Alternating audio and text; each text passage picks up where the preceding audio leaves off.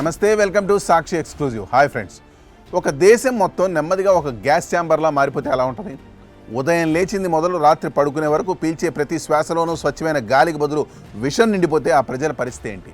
ప్రస్తుతం మన పొరుగు దేశమైన పాకిస్తాన్ సరిగ్గా ఇలాంటి ఒక భయంకరమైన పరిస్థితిని ఎదుర్కొంటోంది.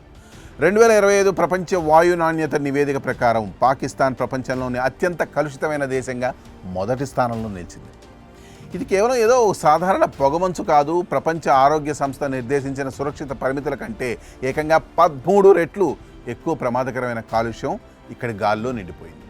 నిశ్శబ్దంగా ప్రాణాలు తీస్తున్న ఈ విషపూరిత వాయువుల వెనక ఉన్న అసలు నిజాలు, ఆ దేశాన్ని వెంటాడుతున్న పెనుముప్పు గురించి ఇప్పుడు తెలుసుకుందాం. ఈ కాలుష్యానికి ప్రధాన కారణం PM 2.5 అని పిలిచే మైక్రోస్కోపిక్ ధూళి కణాలు. ఇవి ఎంత చిన్నవిగా ఉంటాయంటే మన తల వెంట్రుక కంటే దాదాపు 30 రెట్లు సన్నగా ఉంటాయి. మనం శ్వాస తీసుకునేటప్పుడు అవి నేరుగా ఊపిరితిత్తులోకి, అక్కడి నుండి రక్తంలోకి కలిసిపోతాయి. పాకిస్తాన్లోని ఫైసలాబాద్ నగరం దేశంలోనే అత్యంత ఘోరమైన వాయు కాలుష్య నగరంగా నమోదైంది.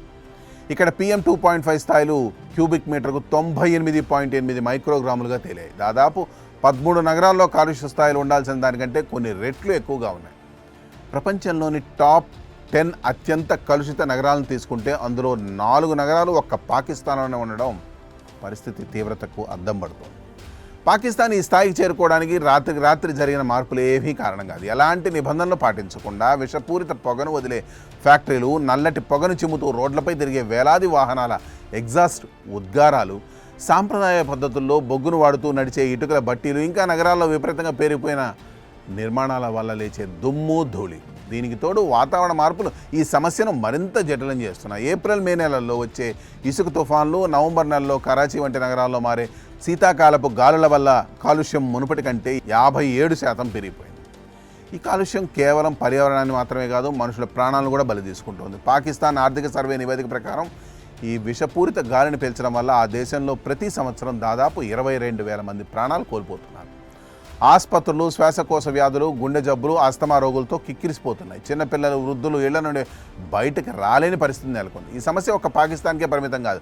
ప్రపంచంలోనే అత్యంత కలుషితమైన టాప్ 25 నగరాల జాబితాను పరిశీలిస్తే అవన్నీ ఇండియా, పాకిస్తాన్, చైనాల్లోనే కేంద్రీకృతమై ఉన్నాయి.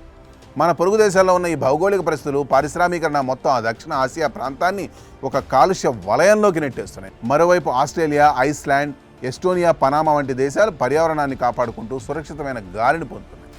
కంబోడియా, ఇండోనేషియా వంటి దేశాలు కూడా కాలుష్యాన్ని తగ్గించడంలో మంచి ఫలితాలు సాధించాయి. కానీ దురదృష్టవశాత్తు ప్రపంచవ్యాప్తంగా కేవలం 14% నగరాలు మాత్రమే WHO నిర్దేశించిన స్వచ్ఛమైన వాయు ప్రమాణాలను కలిగి ఉన్నాయి.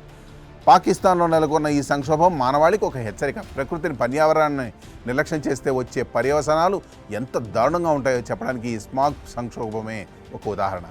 ఇప్పటికైనా కఠినమైన చర్యలు తీసుకోకపోతే భవిష్యత్తులో స్వచ్ఛమైన శ్వాస అనేది ఒక లగ్జరీగా మారిపోయే ప్రమాదం ఉంది.